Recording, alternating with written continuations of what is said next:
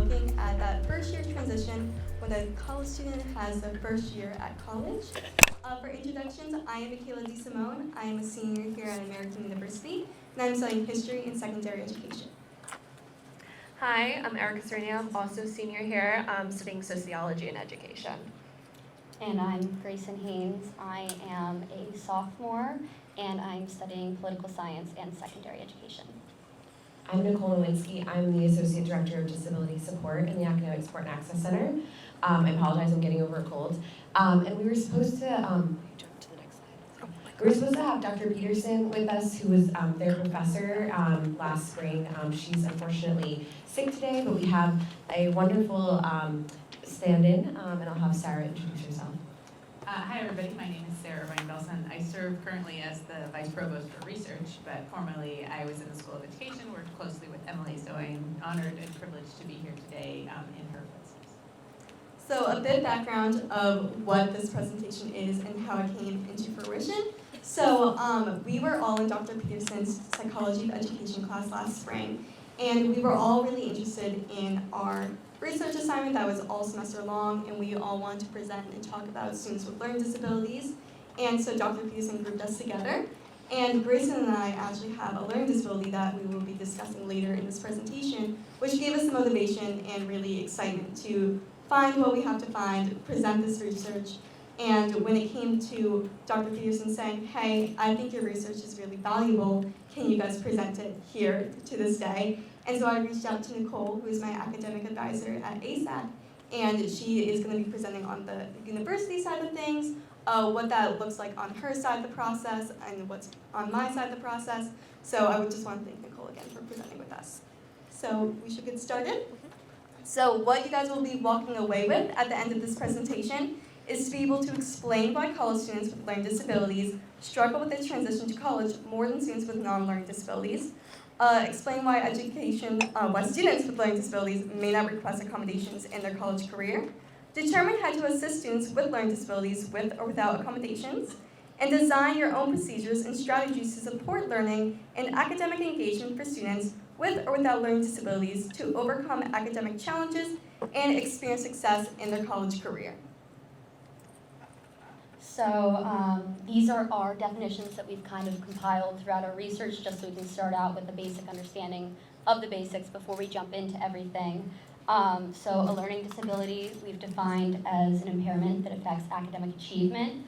And an IEP is an individual education plan that outlines student progress and goals in areas in need of support, and it's usually formulated with a teacher, a school administrator, and a parent, usually through the K through 12 setting. And then a 504 plan is a legal document that states the student's accommodations, and those can originate from an IEP, or they can be to support a physical disability.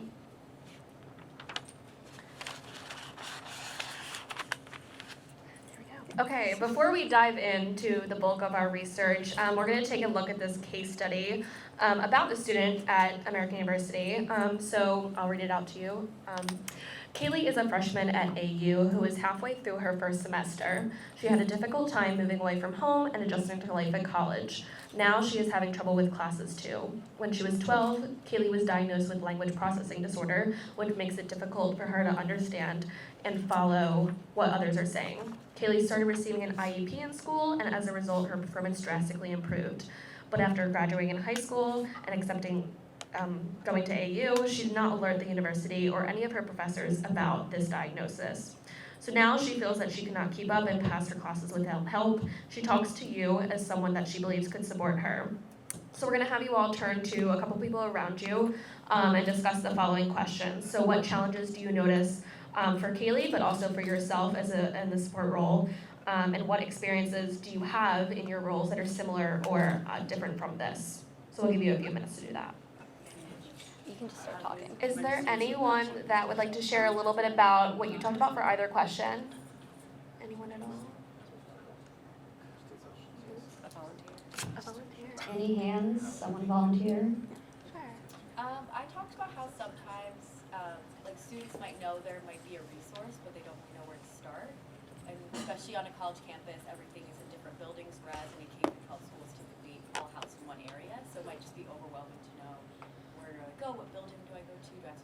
online? Do I need to do it in person? And then thinking all those thoughts is overwhelming, and then you're like, well, I'm just not gonna go.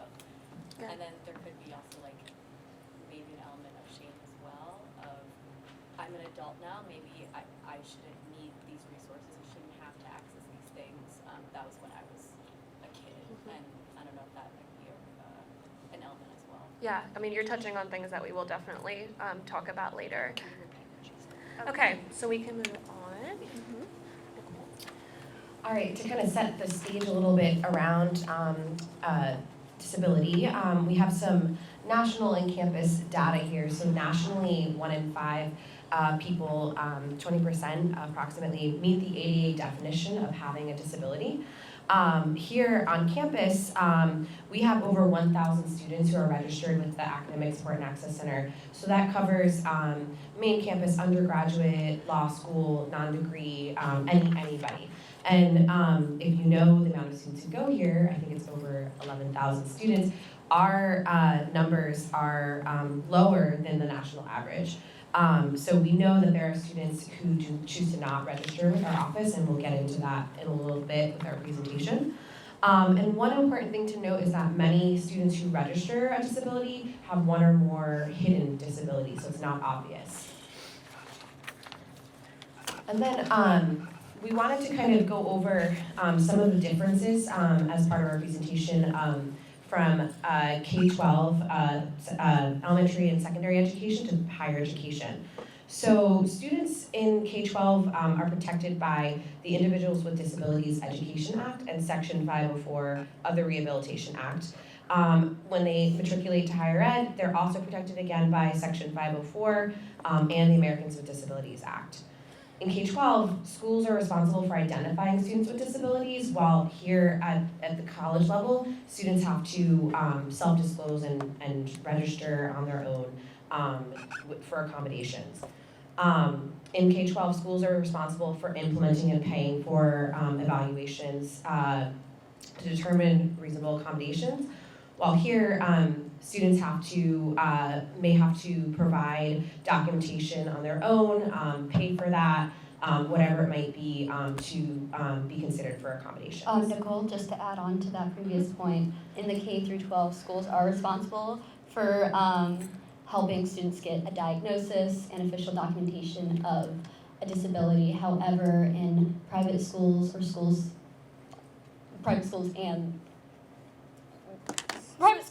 that don't receive federal funding, they're not required to pay for documentation for students with learning disabilities. Right, everything is for any school or institution that receives federal funding, so thank you for reminding me of that. Institutional is the word I was looking for. Moving on, so in the next slide, parents are active members of the process of determining IEPs and 504s in the K-12 environment, and they have full access to student information. While here in college, there's FERPA protections. Students are expected to self-advocate and work with a disability office on their own, and which can remove the parent involvement, which is part of the transition piece from K-12 to college.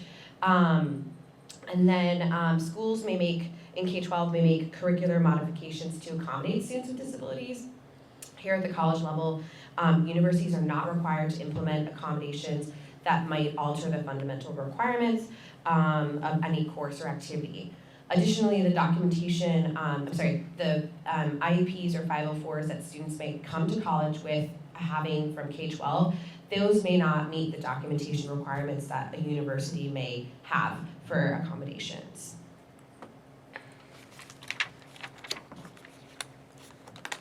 So before we get to the next slide, I want you to take a moment with yourself or pairs, with yourself, and just think about some reasons why students might not report. I know we had someone from the audience before talk about difficulty finding services and shame, but brainstorm. So think about why they might not report or inform their institution of a disability that they might have when they matriculate to higher education.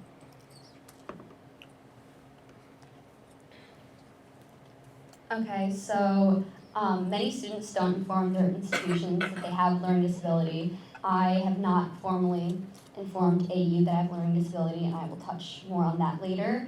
But some of the number one reasons we came across in our research, and just a quick note, citations for all of our research is available at the end of our PowerPoint and on the last slide in your packet. So one is a lack of knowledge of campus support services. And then there's a desire to establish an identity independent of disability status. As we were saying earlier, I'm an adult now, I was a kid then, I can do this myself, I'm smart enough, I can overcome this. 3, feelings that disability support assistance would be regarded as cheating. I know that my friends who have ASAC support services, I've heard people say, oh, you know, well, that sounds like it would be so easy if I had that. And it's just helping them access that. The next one is feelings of shame.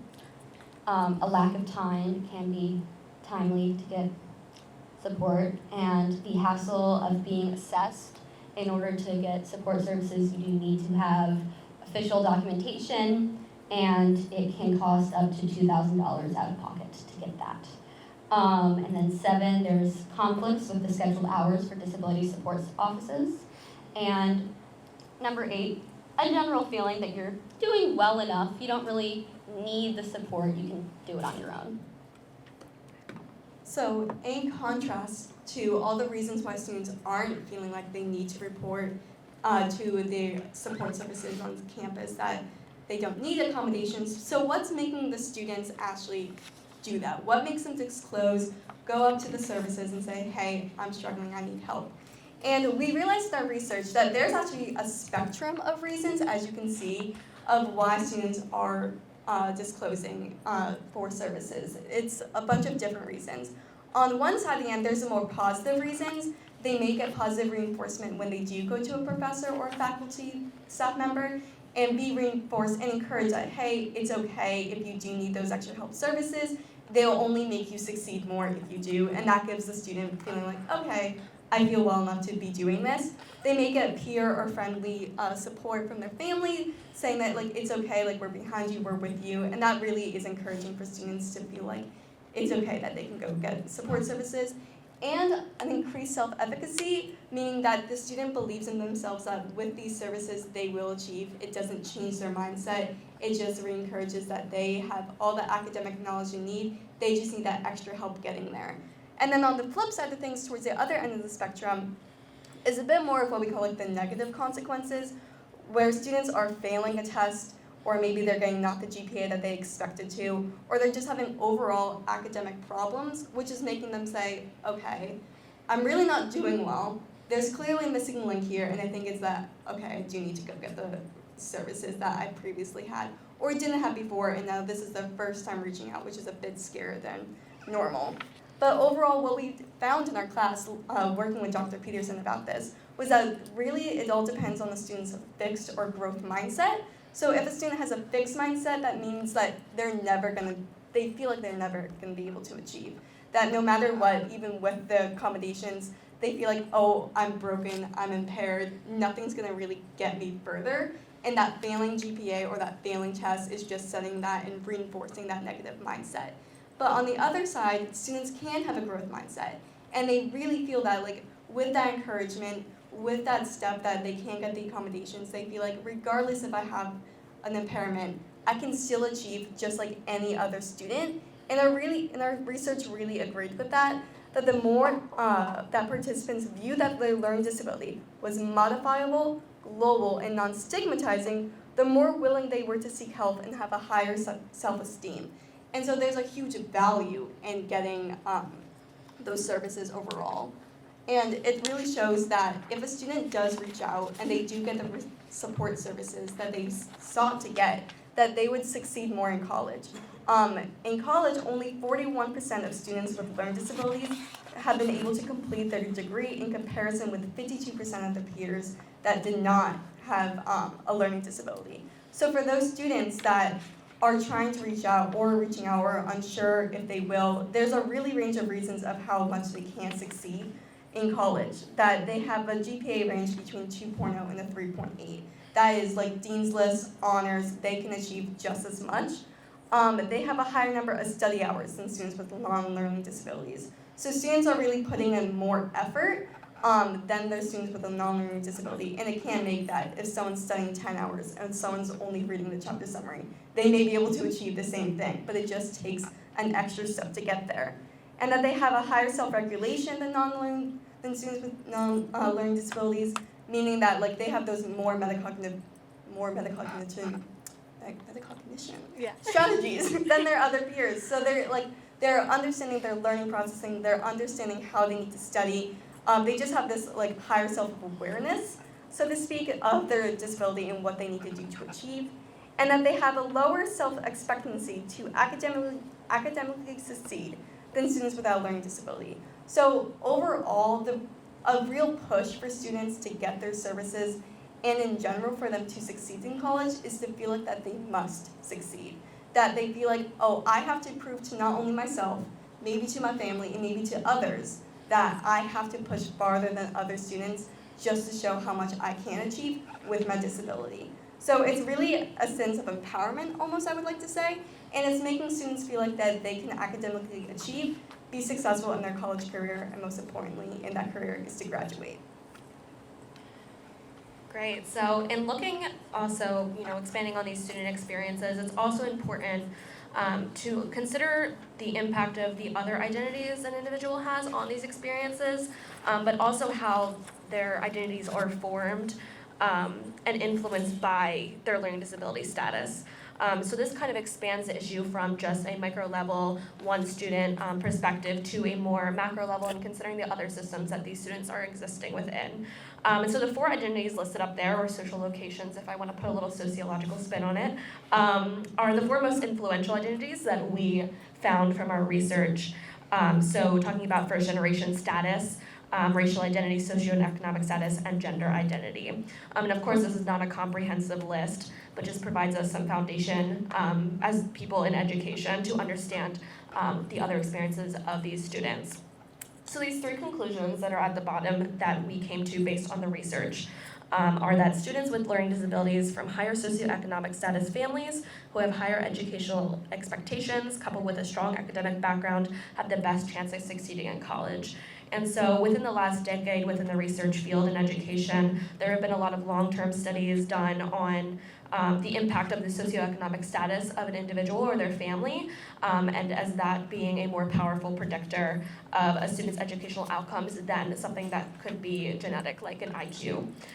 So in this sense, it's very important to consider the context within the student has grown up and exists. And going along with that, another thing that we found was that in some sociocultural contexts, learning disabilities are viewed as extrinsic. That is something that one has rather than something that one is. And so this feeling of feeling like I have this disability or I am this disability and this is me affects how a student will engage with this from the very beginning. And so the feedback that they receive from their family and peers and professors and staff members will then influence their view on whether this is a modifiable, non-stigmatizing identity, that they can, have the growth mindset that if I seek out services, then this is something that can benefit me, or if it's more of a fixed mindset coming from that kind of intrinsic view of this is just who I am and I can't change it. So the last thing that we found was that knowledge of a disability and of post-secondary support services and also the ability to self-advocate have been identified as major contributors to success for students with learning disabilities transitioning from K through 12 to college. So this focuses more so on the area in which we all have a hand, figuring out the ways that we will talk about in the next half of our presentation of, how do we encourage these students, how do we give these students the knowledge of these different things and the ability to self-advocate and have that growth mindset that we've been talking about. So to kind of transition into the next part of our presentation, we're going to take a few minutes and hear from Michaela and Grayson about their experience and their transition. So the first question that I have for them is, what is your experience with being a student with one or more learning disabilities, and how did it differ from K through 12 education versus college? So Michaela, why don't you start us off? So hello again. So basically, I have multiple disabilities. I have a learning disability, which recently was actually just officially diagnosed as like math dyscalculia, which means math problems is not my favorite thing to be doing. It's just harder for me to be doing that. And I also have a hearing impairment in my right ear, so that just makes things a little bit more difficult at times. But that's me for my learning disabilities. And I've had my learning disability diagnosed in 2nd grade. So from 2nd grade till about 10th grade in high school, I've had an IEP. And I graduated from the special education program, and then was given a 504 accommodations, where that takes me through, luckily, in college, where I just have extra time on tests. It was difficult in grade school because I was like, why am I learning so different? Why is it harder for me? I'm finding school really difficult, and I don't like it because all my friends are succeeding, and then I feel just behind. But as I got older, and I worked with some really great teachers and some really great special education teachers as well, I discovered the learning strategies that worked for me. I had a better understanding of like what my disability was doing, why it was a little bit hard for me, and where I could actually like grow from that, and how I could like overcome it. So I felt like by the end of my high school career, I felt really ready for college, and that I was okay to go to college, and that it wouldn't be as scary, and I would still be like, okay, I can achieve as somewhat of a student. And so coming into college, I then was given my accommodations later, which I will touch upon for the second question. But when I was officially given my accommodations here, it didn't feel as different in high school because I grew so used to just receiving that extra time. So it wasn't too much of a difference. It wasn't too much as like, oh, I'm going off the rails, but it was nice. It was nice once I got my accommodations. So I had a little bit of a different experience. I come from a household where both my parents graduated from college, and my dad is actually a first-generation college student, a PhD. And when I was growing up, he was a professor at Hopkins. He's now does research. I don't know. He does biology, nanotechnology. It's over my head. I'm a political science major. But I was tested at the age of 6. I went to private school all my life. My original private school had a class size of 30 kids in my entire grade, and we were split into classrooms of like 10 kids per classroom. And when I was first diagnosed, and for most of my childhood, my mom was really afraid of me being bullied by the other kids, and was really afraid of my teachers not having high expectations for me in the classroom if I were to disclose my diagnosis to them. So I was really encouraged to hide it and to not talk about it, and I was medicated, and that was pretty much it, the end of the conversation. And I did pretty well because I had really high expectations in my household, and a lot of support academically through my school. I did really well in elementary school. I did pretty good in middle school, A's and B's. And then we got to high school, and it kind of went off the rails. For the first 2 years of high school, I was on academic probation. I went to, I don't know if anyone's aware, I went to the Bryn Mawr School in Baltimore. It's like one of the top schools in Maryland. It was a very stressful environment, very high achieving classroom. So I was kind of really struggling until, as we were talking, about earlier, about knowing the tools for what you need to succeed.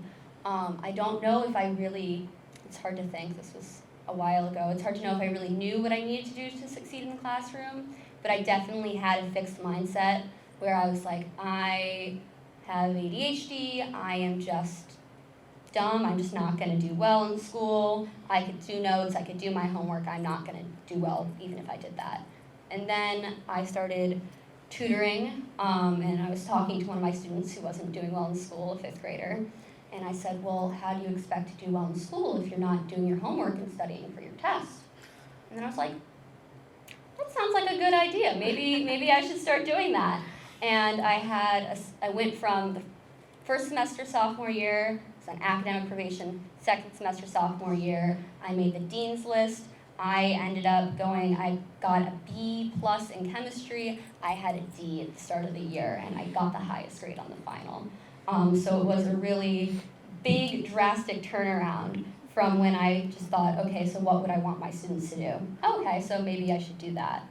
And so because I went to a private school and because I was doing so well at the end of high school, private schools do not pay to have you tested, to be re-diagnosed, and your diagnosis does kind of expire after a certain amount of time. And my parents were like, you're doing great in school. Why are we gonna pay, about $2,000 for someone to tell us what we already know? So I'll kind of save my transition to college for later. Okay, so my next question that I have before I take any questions that you all may have for them, specifically, what was your transition like, if you can get a little bit more specific about that from K through 12 to college?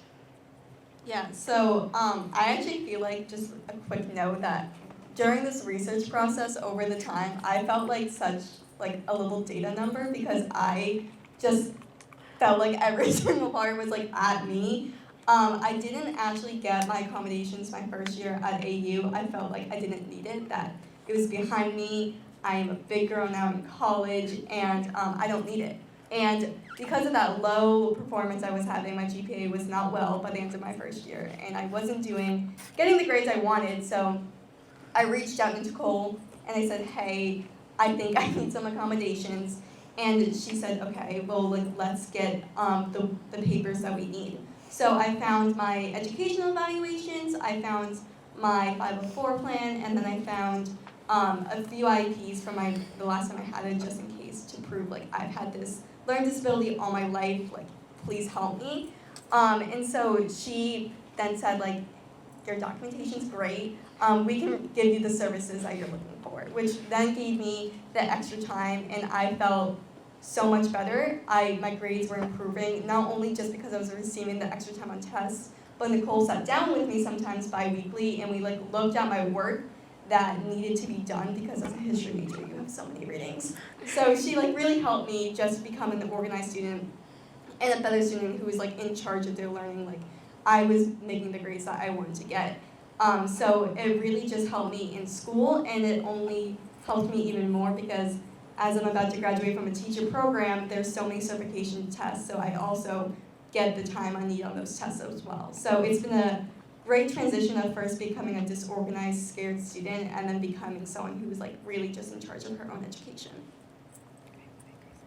Okay, so in high school, during my I call it my academic glow up, I learned to be, should I define glow up? A glow up's like when you get really, really good at something all of a sudden. So I learned to be my own advocate, and that's something I use now, where in high school and now, at the start of the semester, every semester, I go to all my professors' office hours, I sit down with them, I say, hi, my name's Grayson, I'm in your class, here's how I usually like to learn. I tell them, here's how I study, here's how I do my notes.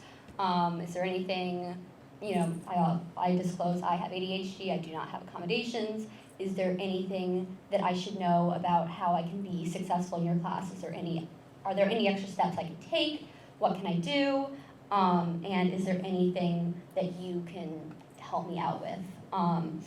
And this just makes a huge difference, because I feel like then you and your professor just kind of start off with a level of understanding, but it can be kind of intimidating, we're going to touch on this later, for people to disclose to their professors that. And I am successful in college without accommodations. First semester, freshman year, I had a 3.7-ish, maybe, I don't remember, but I did really well. And then second semester, freshman year, it kind of hit me. Because first semester I only did school, and that's another thing that I found about me with learning disability, that it takes me so much more time. I actually took a class with one of my best friends, and she would do the readings and highlight them. I would do the reading for class, I would highlight, I would take notes in the margins, and then I would write my own notes. And then at the end of the week, I would make flashcards of whatever I thought were important questions, vocabulary, etc. And then I would type up a summary at the end of the week. And she just kind of read the readings, and then when it came time for exams, she made flashcards too, and we studied together, but it took me so much more time, and we both ended up with the same grade. And so freshman year, first semester, all I did was study. I didn't do any clubs, I did my work, I had friends, but I probably left my dorm and left campus about once a month, maybe twice a month. And then second semester, I joined a sorority and I started to be, okay, I'm gonna do a little bit more outside of, because my life can't be in a classroom, and my sister had some health problems and I had other things going on, so I ended up actually failing one of my classes, which I'm retaking this upcoming semester, so wish me luck. So it would have been so helpful to have accommodations, but that's just not something I have, and I just don't really know what to say about that. However, yes, I think that's it. Those are all my, yeah. I have a question. Sorry. So you said you have ADHD, right? Yeah. Do you feel like, specifically with ADHD, it's brushed off a lot, as if, like everyone's like, yeah, everyone's got it. Or a lot of people claim it or say it without actually having it. So that way, like, they kind of, like a professor will not take you as seriously. Oh yeah, I have that. People say that all the time. Like someone's like bouncing their leg and they're like, oh, I'm so ADHD, I just have to keep moving. Or like I have a fidget spinner.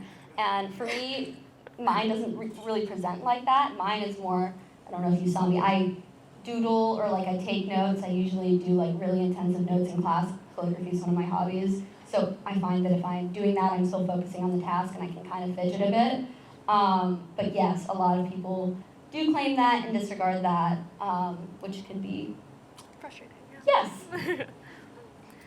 Okay, we have a little bit of time. We will take more questions at the end, but if anyone else has something that they would like to ask these two right now, you can think on it a bit. Okay. All right, so what can faculty and staff do? And we're going to go into this a bit more in the next few slides, but helping to be an advocate for students who may need accommodations and reduce stigma around accommodations, and then using or incorporating principles from Universal Design for Learning, or UDL. So we're going to get into this a bit more.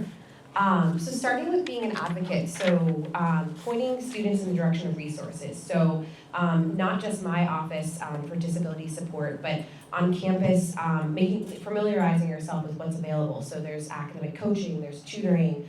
If you have your own office hours, or you have a TA, or the department offers things, I think it's just putting it out there so students know that there's a wide variety of resources, or if they come to you and say, I have this issue, here's what you can do, and encouraging them to use that. One example for the faculty in the room is also to give low-stakes assignments maybe earlier in the semester, so that you can students can get feedback on how they're doing in your course. You can get an understanding of how all students are mastering the material, if you need to make adjustments, kind of like a check-in. So that's something that we think is really important. While being an advocate, faculty are also not expected to coordinate retroactive accommodations. If you do receive an accommodations letter from my office, that is not something that you're expected to do. And you're also not expected to provide accommodations in the absence of a letter. However, what Grayson was talking about in terms of just support with learning, that is always something that can be done. So if someone says, any student says, I have strength or weakness in this area of learning or in your class, like that's absolutely encouraged. Next slide. So by being an advocate, you can be an advocate by thinking about how you're discussing disability support and accommodations awareness in your work. On the next slide, we'll give some examples, but like where in your syllabus statement is the part about my office and accommodations? Is it down by where academic integrity violations are, or is it towards the resources part, or like do you even mention it on the first day of class? So that's something that's something to think about. Is it in your marketing or event materials if you're a staff member for something that you're hosting? And then all of this is really positive reinforcement around disability and accommodations to, this has come up so much today, like reducing the stigma of this and, making people with disabilities, students with disabilities, feel welcome and encouraged to talk to you if they would like to about what they might need. So our next slide, you can see it on your handouts here. So the top one here is from Dr. Peterson's current syllabus, Psychology of Education, and she's discloses on here that she actually has accommodations herself as a faculty member, which we think is really great to kind of show like a connection point. And she says that if you have official accommodations to let her know as soon as possible. If you don't have official accommodations, but you think there's something that can be done to support your learning in the class, to let her know. And Grayson shared, do you want to share your point? So she actually added the last sentence, if you do not have official accommodations, but you think we can do something differently to support you, let me know, because of my little office hours chat I mentioned earlier. And just seeing this in the syllabus would be amazing, because I, as a freshman, and even now, it's a little scary to kind of walk into an office hours and think, not that I think I've had so many amazing professors, but there's always that little voice, are they going to judge me? Are they going to diminish me because of this? And seeing that would just make me feel so safe and so happy. And then the second part is from our ASCC website, and it's other places at the university too, but it's for events or marketing that you may have, where it encourages anybody who would like to reach out if they need an accommodation, or to learn about the event or what's happening, so they can understand anything around accessibility. I'm going to add one quick thing there, and also about your little ASAP note and a lot of syllabi that I see, right next to the plagiarism section, it's all copied and pasted. So we see you, and maybe if you would like, you can add a little personal note in there to maybe humanize that section a bit, because it is kind of just copy and paste, and it's like, yeah, we get it. You're just checking a box. Okay. So now with all the what we've talked about, and why students do disclose, why they don't. There we go. And what that process looks like for a lot of students differs, of course. So we're going to take a moment to look back at this that we discussed earlier, and I'm not going to read it again, but I'll give some summary of the challenges that we talked about. So she has a learning disability that's affecting her performance in AU, and she had resources in her K-12 education, but now doesn't. And so we heard some of the problems that might arise from this on Kaylee's side, but also on your side as a supportive role, would be, knowledge of where these services exist, how to access them, some feelings of shame maybe. And so on both sides, knowing what the appropriate steps are. So discuss with the same people around you. We're gonna take a couple of minutes to think about, now with this knowledge, what steps would you take in this situation? And then we're gonna have some volunteers, so. Go ahead, discuss. Wrap them up? Yeah. Okay, if everyone wants to take a few seconds to wrap up. Just in the interest of time.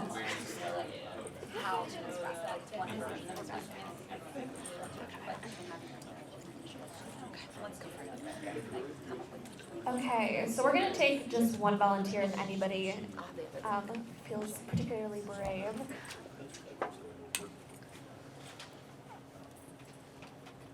What are some steps? This could be specific to your role. I would love to hear, how you support students. Don't make us cold call you.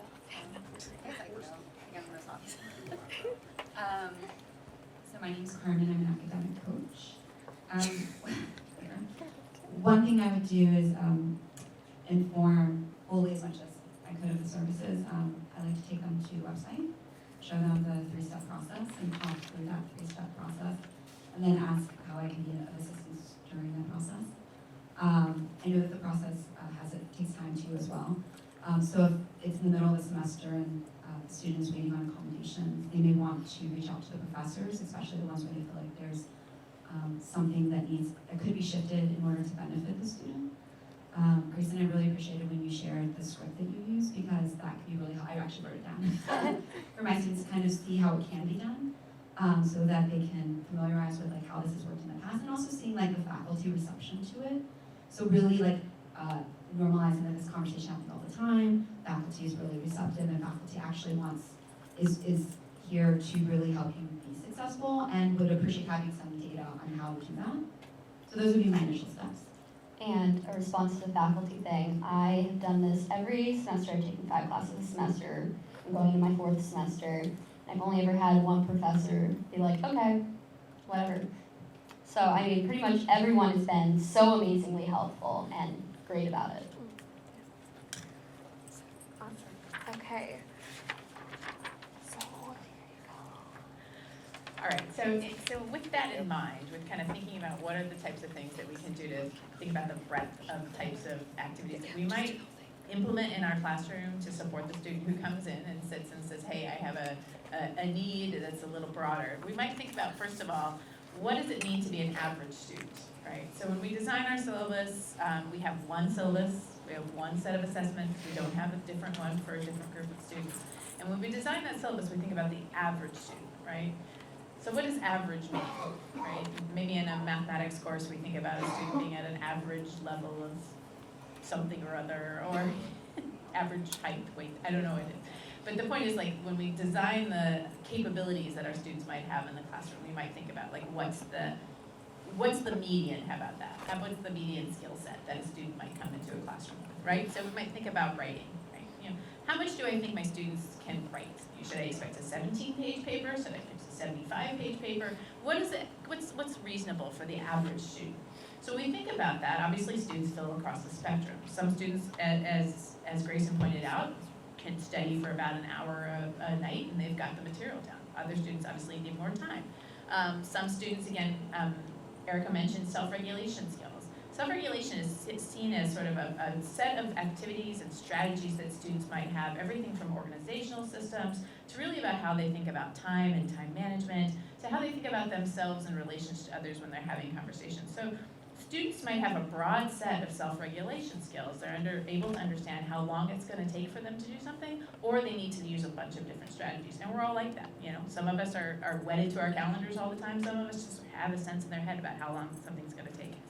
Same thing with reading comprehension. Again, that, you know, I can assign in a typical course of my type, maybe 1 or 2 pages a week, maybe it's 2 or 3 chapters a week, maybe that sort of thing. So again, we think about the average student in mind.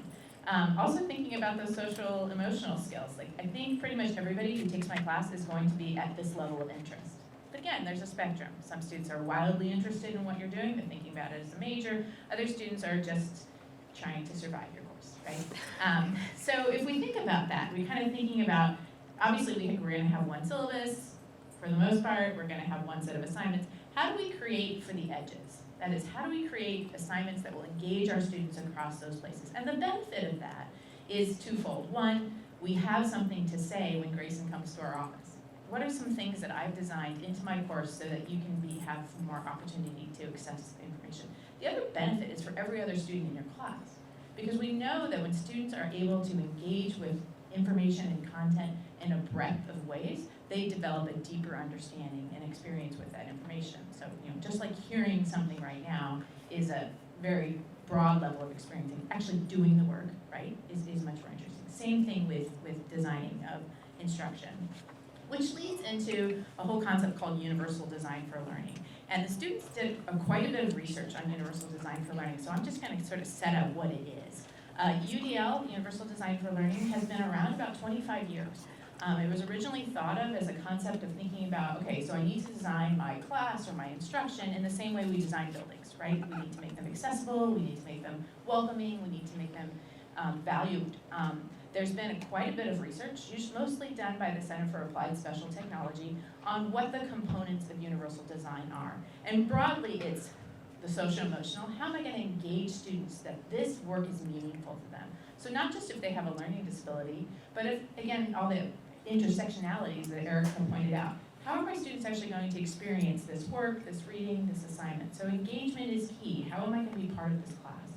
Representation is what most people think of when they think about accommodations. They think about how it's going to look or what type of assignments I'm going to expect, that sort of thing. And then finally, action and expression. And again, that's a little bit about what types of assignments I'm going to take, but also how am I expecting students to engage with each other and with the broader field that they're looking at. So again, what type of readings am I going to have them do? What type of assignments and activities am I going to have to do? That again goes across a breadth. So I'll hand it back so that each of the students can tell you a little bit more about UDL, and then we'll move on. So with engagement, it was as, what should I learn about this? So with engagement, one of the ways that we found would be really interesting, I do this all the time in high school, but I think it's still really relevant. So I think it's so super relevant for college. So choices of mild, medium, and spicy work. This is really just where, for the high schoolers I give them like one worksheet that has like a really high word count. It has all those high definitions, and I think that's the higher comprehension level. And the mild one, maybe it's more visual, and the medium is kind of like your medium average reading. It's kind of there. That's what I believe the average would be. But this is still super relevant, I think, at the college level, because you have a lot of international students. So if you have that reading that has maybe more visuals, maybe not the super difficult discipline-specific vocabulary there, all your students will still reach the same learning outcome. So it's not that you're giving them the easier work, you're just giving a different route to get to that same end goal of what you want them to know. And also, just a pinpoint, so many students have part-time jobs, so maybe a reading with less word count for that 1 week maybe doesn't benefit to them in their time.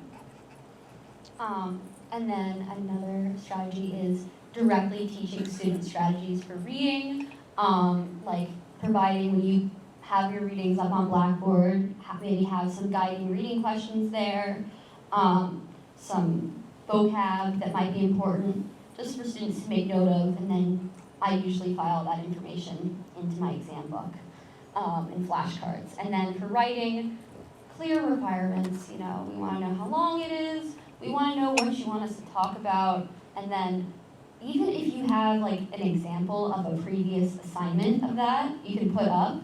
And you can obviously check everything for plagiarism, because we're not going to plagiarize that, but if we can read something and we're like, okay, so this is about what's being expected of us, and maybe even offering a time for feedback. And then for studying, there's the Holy Grail, which is a study guide. There's one I kind of prefer, is when you have like a list of questions and vocab, and we have to kind of find the answers on our own and fill that out, but then we still know that's what's expected for us in the exam. I find that's the most useful way for me to study. Even if you have an old copy of an exam that you're no longer using, maybe hand out a mock exam that students can then use for flashcards, etc., to just see what's being expected. Or even if you don't want to do any of that, just a list of all the subjects, the topics that you've covered over the semester, and maybe which readings cover those subjects. Sarah, did you want to add anything on engagement before? Yeah, and I think what's important about what Grayson is saying is all of these strategies are evidence-based strategies. So again, what's been done with the Center for Applied Special Technologies, they've done, meta-literature reviews to say what are the strategies that work for students with a broad set of psychoeducational experiences and background. So we know that teaching these specific strategies has a benefit and has a long-term outcome across different types of students. So I think that's an important thing to keep in mind, especially with the engagement activities, is these are evidence-based, they've been tested in other situations. Great, and our representation, we'll cover this slide and the next slide as well. So presenting information in different modalities, so auditory, visual, and experiential. So today, we have the visuals on our PowerPoint. You guys have the slides. And we're also talking through them so that you can understand them whatever way works best for you. Experiential, so the example on the slide, would it be possible for students to watch a video or listen to a podcast to kind of supplement the information that they're learning in class? Some other examples, obviously closed captions for anything that you're showing. It's not just for people who English is not their first language or who are deaf or hard of hearing. It helps you process the information, in an additional way. And even having class notes or notes from events shared widely with the group, so that someone who may have missed something in the lecture part can see it in a different way. Did you have a question? Yeah. Yeah, if you put up videos on YouTube, it will automatically close caption.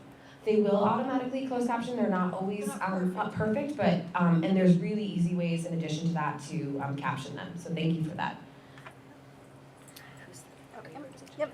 And so to continue on with representation of what it is that the student is learning, as a student who's about to finish their college career, it's really interesting that in every part of my education class, they will always stress to activate a student's background knowledge, which is really just saying, meet students where they're at and understand where they're coming from. Because if you have this new course and the students are really excited to learn about it, but they don't have all the background information to get to those next steps, it's super important to just say, okay, let's just make sure that everyone's on the same page and we can move forward from there. Because then they can make past connections, they can then relearn what they maybe already knew but didn't quite remember, and then everyone's at the same page. So activating that background knowledge and checking students where they're at before you move forward to the hard content or the current content that's needed, so that way no one's really falling behind. And for this, for every new unit of connecting, creating that schema, and creating that connection in all what you're learning, students will get it just like that. And then the support of comprehension of discipline-specific notation, which is kind of just saying, well, what it is that you're learning. As a history major, I love to know like how to read a history article. I want to know what's the historical context.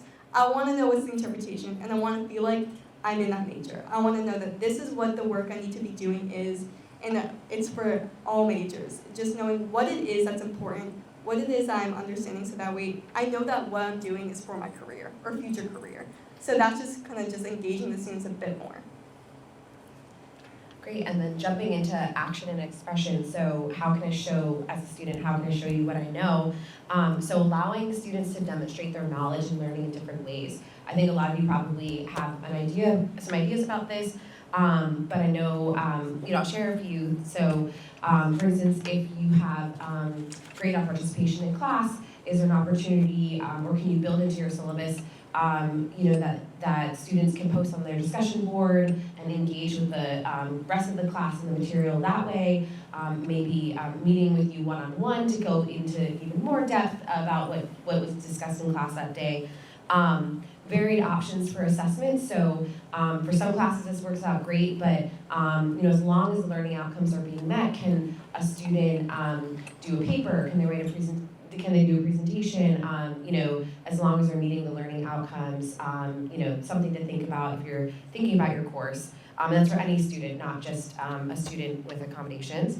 And one other thing that Dr. Peterson mentioned, which I think is awesome, on a multiple choice test, which I know is not my favorite, I don't know about anybody else, but when you're stuck between those last two things, the last two choices, can a student write why they feel like A is the answer over B, explain that to you, and maybe get partial credit even if it's not 100% correct. Just an example of ways to kind of show what they know in their knowledge. Anybody have anything to add on that? Okay.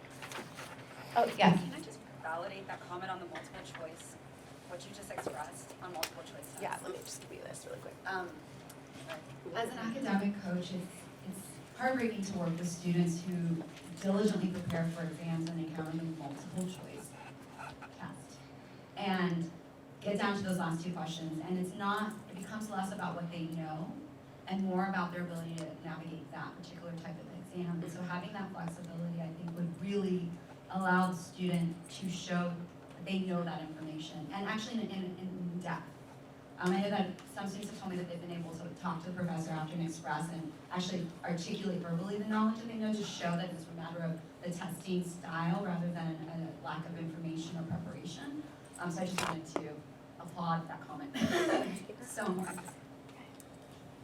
And so we're just going to have a moment for some quiet self-reflection about what's an action that you can take to advocate for students with learning disabilities. And then think about maybe one way that you can use universal design for learning in your role at American University. Okay, so before we get into questions, we would all just like to thank everyone for being here and listening to the research and the work that we've put in over time, to Nicole, to Dr. Peterson, and to you to be kind enough to step in for us last minute. So now we can take the time to answer any questions you might have. We have about 10 minutes, so fire away.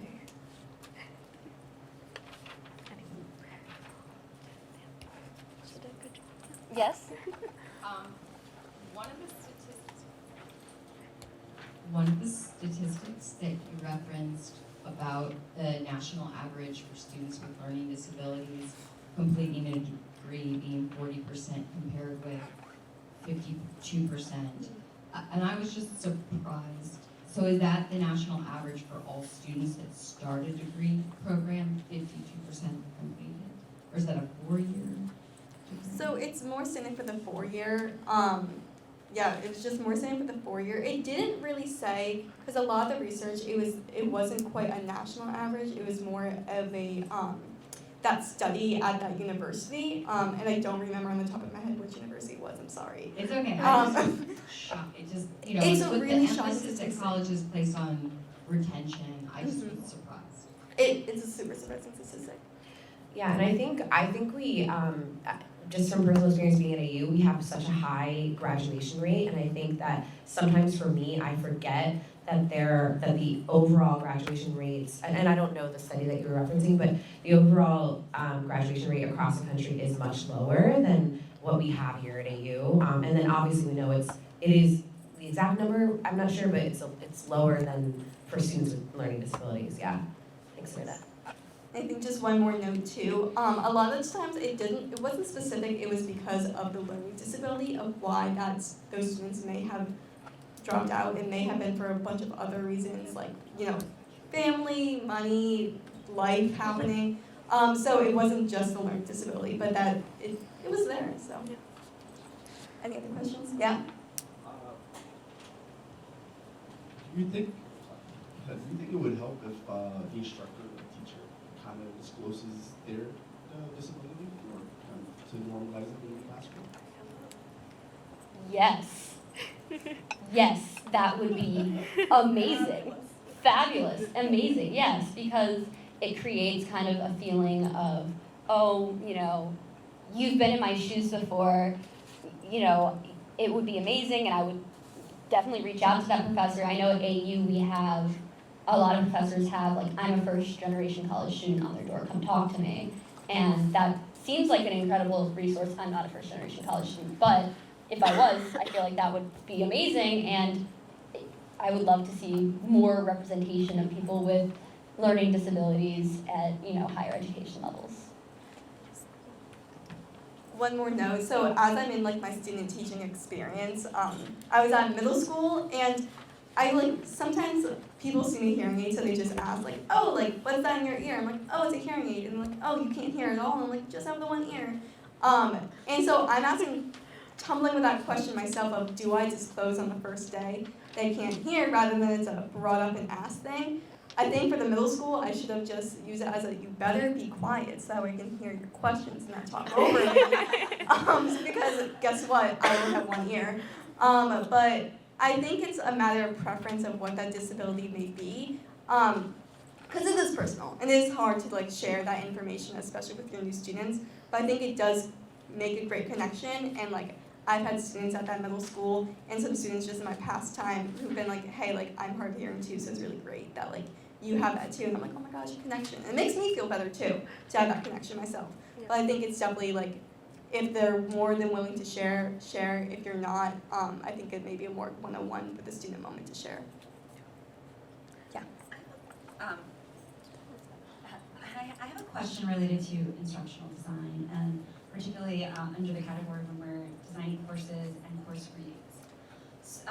So I frequently see across the board, whether or not a student has disclosed a disability, that the reading assignment is the biggest challenge.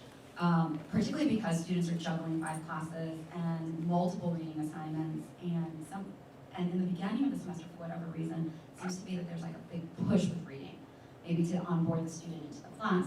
How can instructional design allow the students to be fully onboarded, but acknowledge that having 100 pages of reading between classes is not necessarily going to allow for fully engaging with the material. That makes sense. Yeah, it absolutely does. And I think if you look at some of the research about sort of reading comprehension broadly, whether it's, again, in the K-12 environment or we're looking in higher education, some of the access to reading, it is, I think, one of the instructional design principles that the folks here talked about is, having reading guides. So breaking up the reading so that the key elements are there. So that's, that kind of how to read this text, right? And some folks talk about kind of like, what are the key parts of this reading that I need to take away from this? So there's a practice of actually giving students the note-taking skills, right? So my own research looks at how students can cognitively process information. So it's not just the reading of the information, but it's how to take notes on that information. So one of the most important instructional strategies is, how do I actually, what are the toolkits, whether it's a worksheet or a way to design your notes so that you can actually get that information. So again, it's that breaking down of the content that's in that rich text to what is it that I really want the students to come away with. So what are the pieces? So again, two things, what to read for. So what are those guiding questions that I want you to do this reading for? But then also, I'm not just reading, I'm not just passively getting this information in. What is it that I need to actually do to get the content? So to take some note-taking strategies on reading, which is, again, something most students don't actually have a skill for. We might all do it as academics. I know I need to take notes when I'm in a meeting, but I don't necessarily take notes when I'm reading. So that's, again, another strategy that seems to be pretty prevalent across K-12 and higher ed. Also, to piggyback off of that, the big push at the start of the semester to onboard students. I recently had a professor, I need to get used to saying that, email my class during winter break and was like, hey, the syllabus is on Canvas. Not Canvas, we use Blackboard here. I'm still in high school mode, it's been 3 years, whatever. It's on Blackboard and the readings are uploaded, and my thing is, if you have readings and you have a syllabus, if you can put it on Blackboard, add your students, email them, early, I tend to, I don't know what everyone else does, I tend to look at the syllabus and I look at the readings and I see what it's looking like, and if the readings look long, I tend to start a little earlier if I can. And just providing an opportunity for students to do that, but not a requirement. I did have a professor assign homework over winter break, so. Is that legal? It should be illegal. It's also for the class I failed last year, so pray for me in that class again. Gotta do it. So I think we're just about out of time, and I think you are probably all thinking what I'm thinking. Thank you guys for being so brave to be here today.